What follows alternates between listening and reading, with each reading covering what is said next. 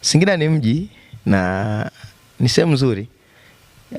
Japo mimi binafsi sija kufika, ni mara yangu ya kwanza. Nimekuwa tu nikipita hapa na pale, lakini ni mji ambao pia unamhitaji Mungu, na ni mji ambao yani unahitaji hata hizo huduma zinapatikana Arusha, hapa pia zinahitajika kwa ajili ya utukufu wa Mungu. Ndio. Unamzungumzaje mtumishi wa Mungu Ashley Nassari? Mtumishi wa Mungu Ashley Nassari, he is my brother. And mimi nambariki Mungu sana kwa kunikutanisha naye. Kwa sababu ni one among brothers ambao wametambua kitu ambacho kiko ndani yangu na wakaona kama huyu mtu anafaa kuja kuhudumia watu wa Singida.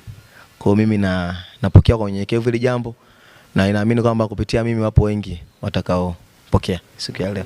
Unaona nini kwa Ashley Nassari kwa miaka kadhaa mbeleni? Ashley Nassari tunayemwona sasa sio yule wa baadaye, kwa sababu kuna vitu vikubwa sana ambavyo Mungu amevipanga kwenye maisha yake.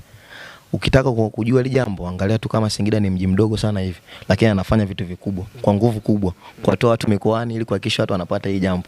Kwa maana yake huyu mtu baada ya miaka 2 3 sio mtu tena wa kawaida tena. Mungu atakuwa amemwinua katika viwango vingine.